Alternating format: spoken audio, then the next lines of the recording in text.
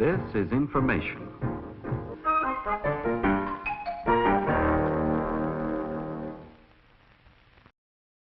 Forms. The reason we have forms in the first place is to collect information from our users. There is all sorts of information that we may want. Maybe we're taking a poll.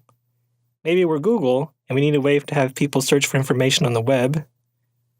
Maybe we're a business and someone ordered something. So of course, we need to get their address and billing information. And unless you call them on the phone or ordered by mail, who does that anymore? You need a form. Pretty much any form you encounter on the web will do one or all of these things. Enter text, whether it is a single line of text input, a password input, a text input of multiple lines. Give you choices, whether it is through a set of radio buttons, a set of checkboxes, a drop-down box with a single selection or multiple selections. Upload a file, and submit this whole collection of text and choices and files and such. All of these bits of information that make up a form are called form controls. Let's have a quick look at how forms work. What happens when you click that glorious submit button at the bottom? Well, each of the form controls will have a name and value associated with it. We'll get into the names of form controls later on, but the text we enter and the choices we make are all values. These values usually get sent to the server, which processes this information with some programming language like PHP or C or Java. The server may also store this information in a database. After that, the server will create a new page to send back to the browser based on the information that was provided. This new page is often something like, "Thank you for your order," or "Please enter the missing required information." Basic structure of forms. Let's make a form. The first thing we start with is the form tag. The form tag contains all the form controls. But before we get into any of the form controls, the next thing we need for our form is to add the action attribute. The value we use for the action attribute is the URL for the page on the server that will receive the information in the form when it gets submitted. Most of the time, it is some PHP page. But since that is mostly out of the scope of this class, we will set up our form so that instead, the form information will get emailed back to ourselves. So in this case, we will substitute mail to instead of HTTP. The next thing we need, before we get into any form controls, is the method attribute.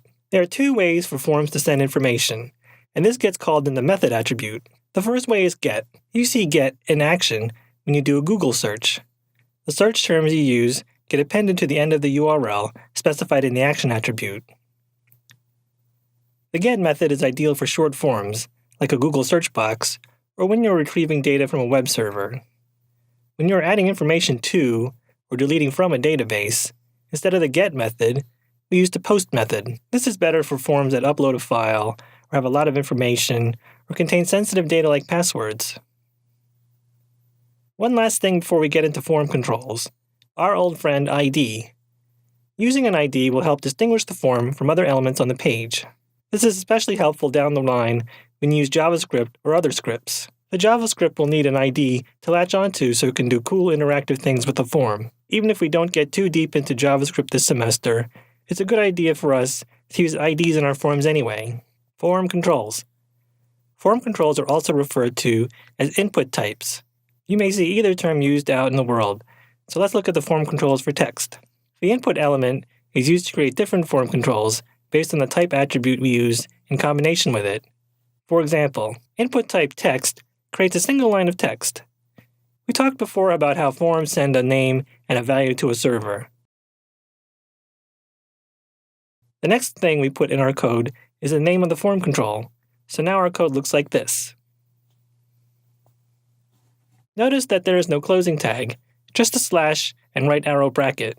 Now then, it is a good idea to specify a maximum character length here, so we can add a max length attribute and a number like so, and we're done.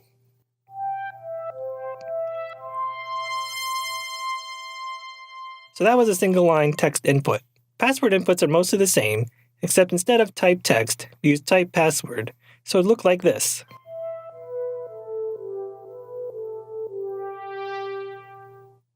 Important note, although passwords are hidden on the screen, they're not automatically encrypted or sent securely to the server. For this reason, you shouldn't use type password for credit card numbers.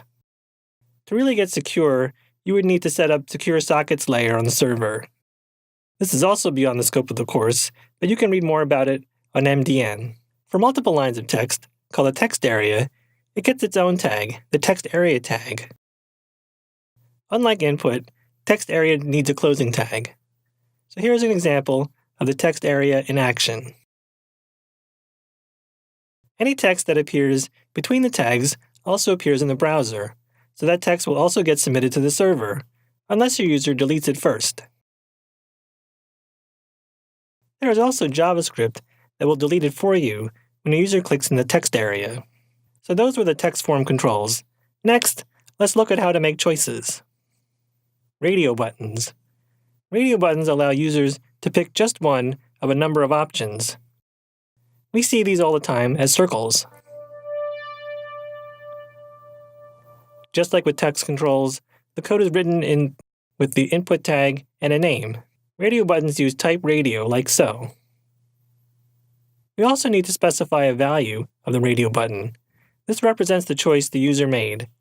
Make sure you use a different value for each one, otherwise the server won't know the difference. For all the radio button choices, make sure to keep the name the same. We can also set a default choice for when the page first loads using the checked attribute.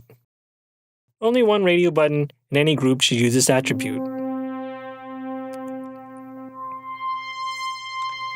One last thing about radio buttons. Once a radio button has been selected, it cannot be deselected.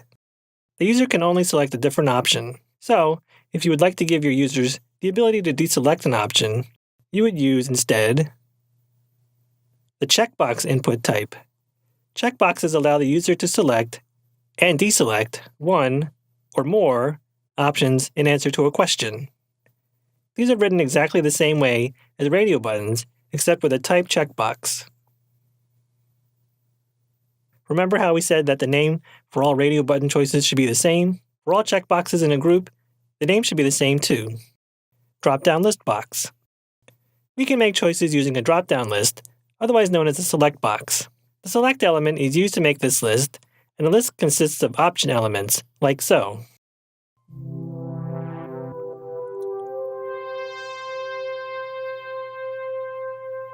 You can see that we use the name attribute and the value attribute just as before. The drop-down list box version of the checked attribute is selected.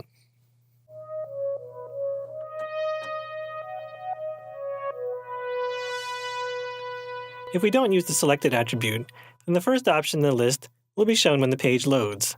Drop-down list boxes function very similarly to radio buttons in that only one option can be selected. So which one to use? Ask yourself these two questions. Does the user need to see all the options at once? Then radio buttons are probably better. Is it a long list of options? Then a drop-down list would probably work better. Just like radio buttons have a checkbox counterpart, drop-down list boxes have a similar counterpart. This counterpart is the multiple select box, where you can select more than one option at a time from a drop-down list. Yeah, written the same way, but we add the multiple attribute.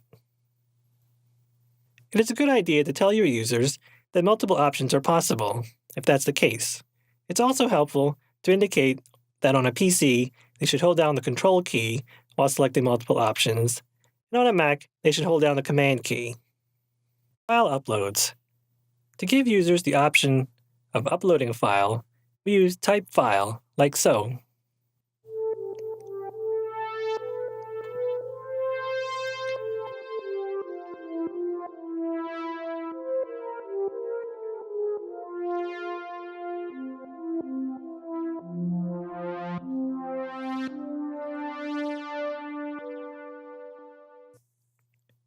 The last piece of the file upload is a button to actually perform the upload.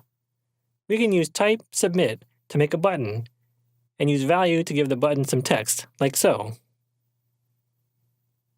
And this is the same way we make the final overall submit button. For once, the name attribute is not necessary, but it's still good to use.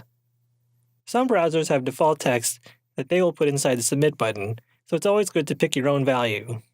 And finally, there's a way to use an image as a submit button instead. For this, we use the type image, and we add src like we would with any other image, like so. Also notice that we can specify width and height right inside there too.